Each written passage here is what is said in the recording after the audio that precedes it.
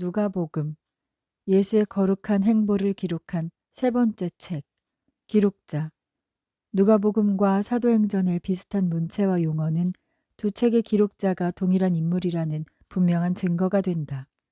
사도행전 1장 1절에 먼저 쓴 글은 두 권으로 된 연작 중 첫 번째 책인 누가복음을 가리킬 가능성이 높으며, 기록자가 데오빌로에게 두 책을 헌정했다는 사실 역시 동일 인물이 두 책을 기록했을 가능성을 뒷받침한다. 교회 전통은 이 두 작품의 기록자가 바울과 가까웠던 동역자, 의사 누가라고 주장해 왔으며, 본문의 증거도 이런 견해를 뒷받침한다. 누가의 저술에는 사도들, 집사들, 그리고 초대교회 전도자들에 대한 지식과 정보가 다른 책보다 많이 언급되어 있지만, 누가는 자신에 대해서는 거의 직접적으로 거론하지 않는다. 그는 이 복음서에서 나도라는 대명사를 한 번 써서 자신을 가리켰으며, 사도행전에서 우리는과 우리를 이라는 대명사들을 여러 번 사용했다. 연대, 누가가 마가복음을 참조해 누가복음을 기록했다고 주장하는 학자들은 이 책의 기록 연대를 AD 70년경으로 추정한다. 그러나 다른 견해를 가진 학자들은 누가가 AD 63년경 일어난 바울의 첫 투옥 중 썼던 사도행전보다 먼저 누가복음을 기록했다고 주장한다. 누가는 2년에 걸친 바울의 두 번째 투옥 기간 동안 가이사랴에 있었기 때문에 당시 1장 1절에서 4절에서 언급한 조사를 수행할 기회가 충분했다. 이 주장이 사실이라면 누가의 복음서는 AD 59에서 60년경, 늦어도 AD 75년경에 기록되었을 것이다. 목적, 누가는 누가복음을 기록한 목적이 데오빌로가 받아들인 가르침에 대한 역사적 증거를 확인할 수 있도록 예수께서 행하시며 가르치기를 시작하심에 대해 차례대로 써보내는 것이라고 분명히 언급했다.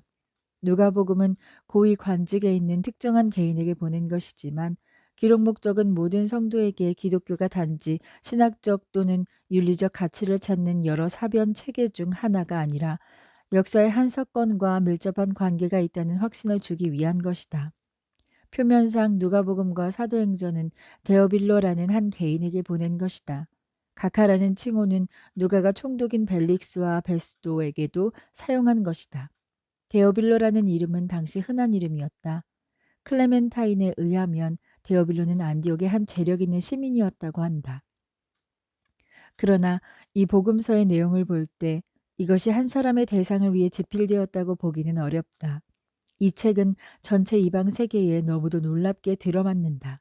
마태는 유대인의 관점에서 쓰고 마가는 그런 유대인의 관점을 로마인에게 맞추어 기록한 반면, 누가는 헬라어를 쓰는 광활한 이방 세계를 향하여 가장 훌륭한 헬라어로 이방인의 입장에서 썼던 것이다.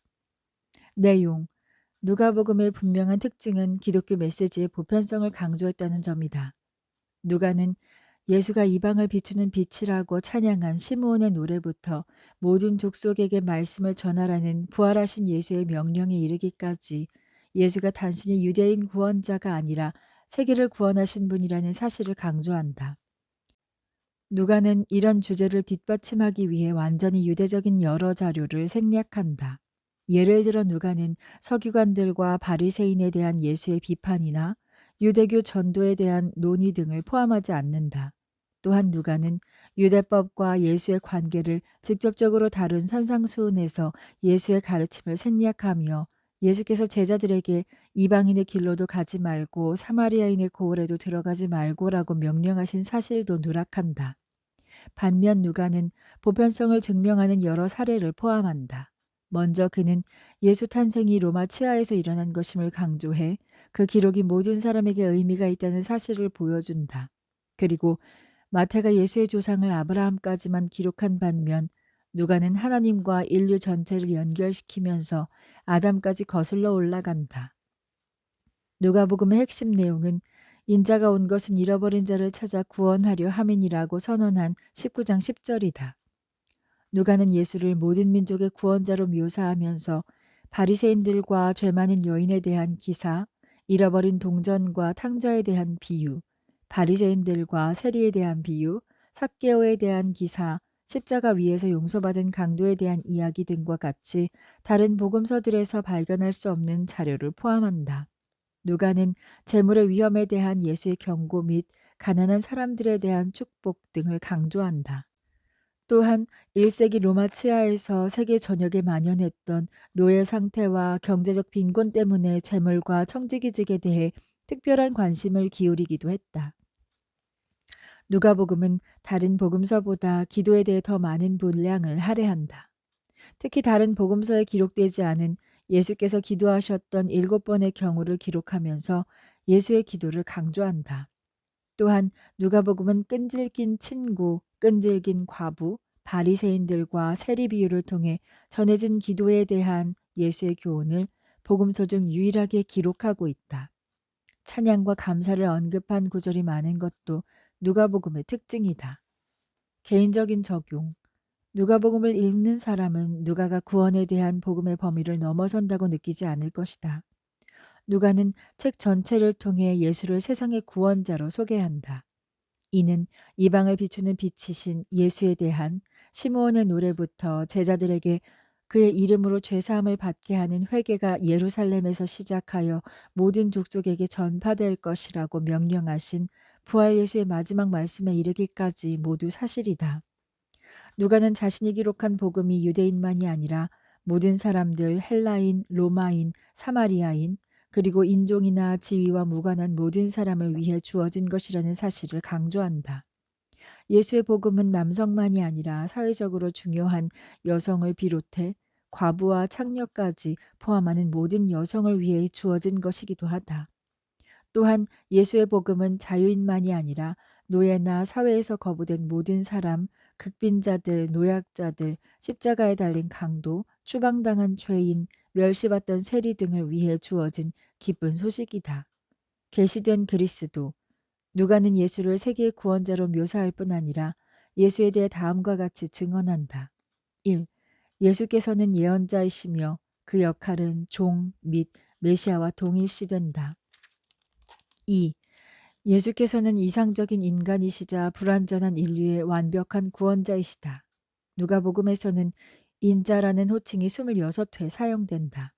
이 용어는 예수의 신성을 강조하는 하나님의 아들이라는 표현과 달리 예수의 신성을 강조할 뿐 아니라 예수를 완벽하고 이상적인 인간, 인류 전체의 참된 대리인으로 묘사한다. 3. 예수께서는 메시아이시다. 누가는 예수께서 메시아이시라고 단언할 뿐 아니라 그 메시아 직분의 성격을 조심스럽게 규정한다. 예수께서는 당신의 역할을 완수하시기 위해 꿋꿋이 예루살렘으로 향했던 완벽한 종이셨다. 예수께서는 또한 다윗의 자손, 인자, 죄인 취급을 당하며 고난당하셨던 종이시기도 했다. 4. 예수께서는 찬미를 받은 구세주이시다. 누가는 누가복음에서 예수를 18회나 구세주라고 부른다. 사도행전에서는 50번. 이 호칭은 부활 후 새로운 중요성을 갖게 됐지만 지상에서의 사역 중에도 예수의 신성을 드러내는 표현으로 사용됐다. 5. 예수께서는 소외되고 버림받은 사람들의 친구이시다.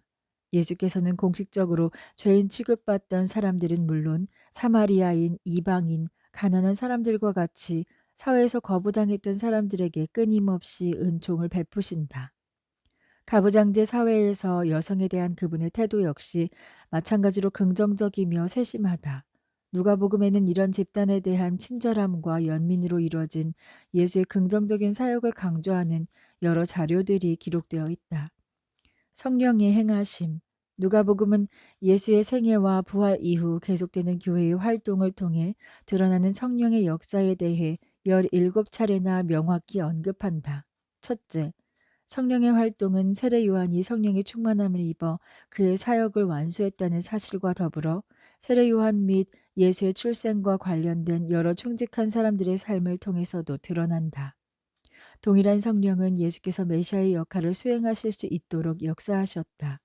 둘째, 성령은 예수께서 당신의 성령 충만한 사역을 완수하실 수 있도록 역사하셨다. 특히 3장과 4장에는 성령의 일정한 강도로 명확히 5차례 언급되고 있다. 1. 성령은 비둘기와 같은 형상으로 예수 위에 강림하신다. 2. 성령은 예수를 광야로 이끄셨다. 3. 예수께서는 사탄의 유혹을 이겨내신 후 동일한 성령의 권능에 힘입어 갈릴리로 가셨다. 4.